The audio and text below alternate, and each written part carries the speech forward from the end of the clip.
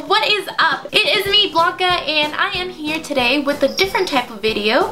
I have seen these storytime videos going around YouTube, and I thought everybody has their own story, so why not share some of mine with you and have you guys get to know me a little bit better, and then maybe you guys can leave me some comments so I can get to know you a little bit better. So today's video is about the worst boyfriend ever. Some of you may already know I am 25 years old, so I've had a few boyfriends in my life, but there is one that stands out because I dated him for about 2 years, I believe, maybe going on 3. I'm not exactly sure.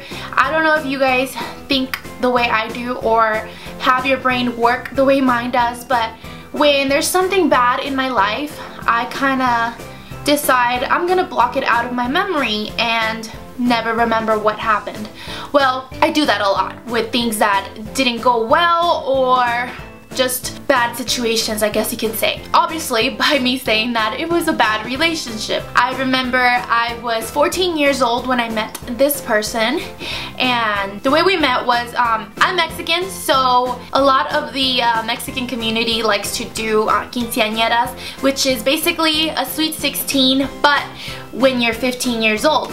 So I met him at one of those. It was my cousin's quinceanera, and they do like a little dance, and you have you can call them kind of like bridesmaids, except you're not getting married, so they're called damas. So I was a dama and he was a chambelan, which would be like a groomsman at a wedding, but it's just basically her dancers, because you get a dance in a quinceañera and then you get to have your damas and your chambelanes. Well, I was a dama in this quinceañera, and he happened to be my dancer. Now, I didn't know him. He was a family friend from my cousin's family, and so they knew him, so that is pretty much how we met. He was my partner in this dance, so we got to know each other very well because we had practice, I believe, maybe 3 times a week in the evening. There is like dust flying. I'm getting sidetracked with all these dust particles flying. Anyway, so we became kind of good friends, and this is before texting, okay guys? I know, this was a while ago. Not many people had a cell phone back then, and I didn't have. When I was 14 years old, my parents were like, I'm not getting you a phone. Why do you need a phone? So I didn't have a phone, he didn't have a phone, so the only time we saw each other and talked to each other was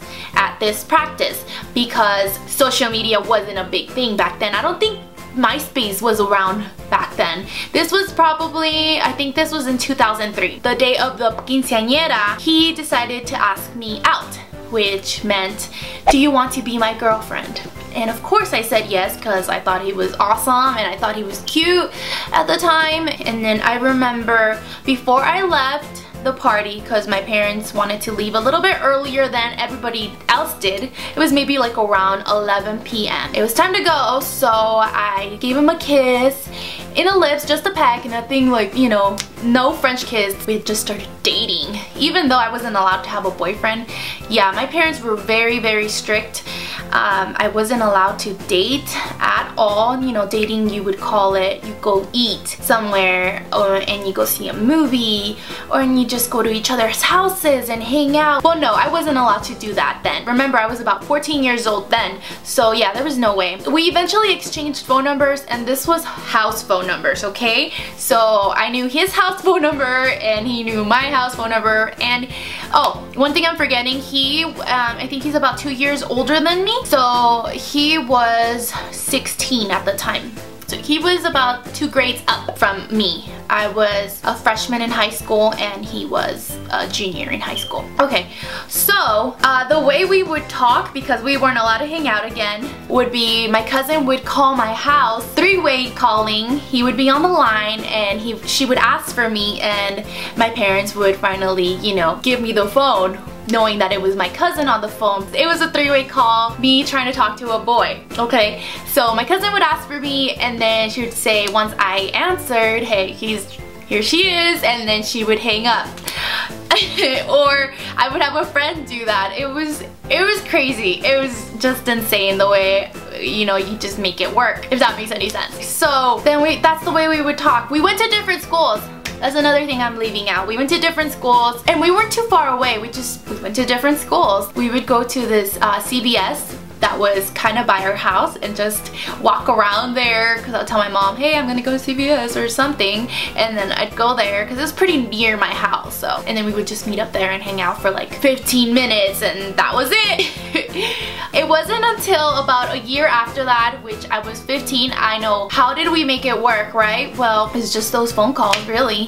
So about when I was 15 years old, he was 17, he came over to my house and he asked my dad if he could date me, and my dad said yes. So that's how we made it work for another year. He would come over and just hang out with me, and he didn't have a car, so that was another thing. That was really bad because he had to take the bus to my house and whatever. I remember, since we went to different schools, I remember that I started talking to a different boy, and this was just talking, okay? Like, it's not like we were serious or anything like that. I had a boy best friend. I remember, you know, this was when you wrote letters back and forth to each other, so we would write each other letters back and forth. Well, one day I accidentally gave the boyfriend the letter that was supposed to go to the friend, and he got super pissed and he was crying and he was just over dramatic, way over dramatic for a boy, I would say. So we had a big old fight, and I don't know, I think we broke up, and then we got back together eventually. And then maybe like 6 months after that, I remember one of my best friends at the time called me up and said, hey, I need to tell you something. I don't know if kids still today, you used to take pictures with your friends and then you would put it in your folder and then just show off to your friends. All your pictures, because you had a lot of friends. If you had a lot of pictures in your folders, then you had a lot of friends. I'm not sure if that's still the case.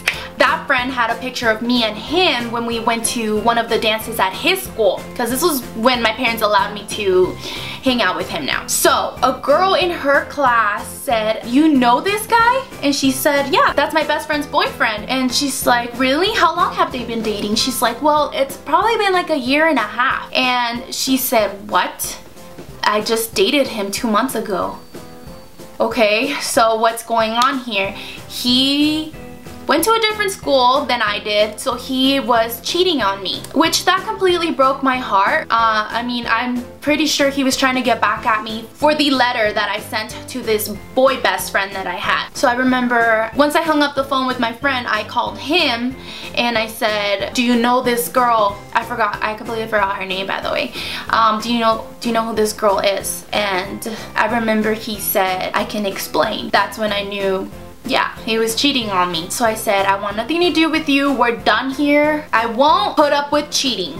So I remember he didn't want to lose me. Oh, and by this time my dad had gotten me a cell phone. So he would call my cell phone, and he had a cell phone then. So he came over to my house, and me being 15 years old and very naive and very stupid, I took him back. And he was just sobbing, crying, and blah blah blah. Dumb girl that I was, I took him back.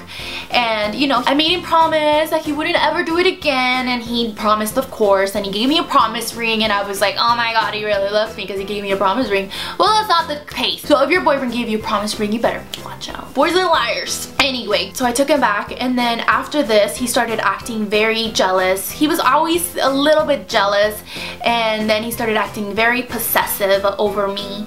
Just like he didn't want me to have any guy friends. He didn't want me to talk to other people on the phone. It was completely ridiculous. Like ridiculous things he would ask for that are just, what? Why? What?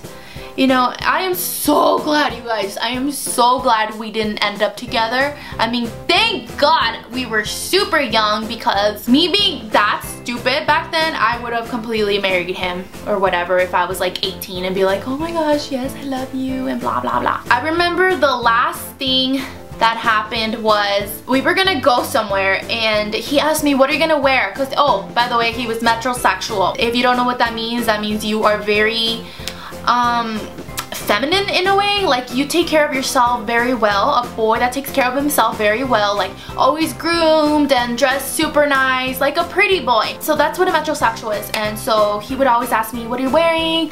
What color shoes are you gonna wear with that? And things like that, like really random. I don't know, I think that's kind of weird in a way, but I'm not saying anything against metrosexuals. He was psycho. We were going somewhere and he asked me what I was gonna wear to this thing.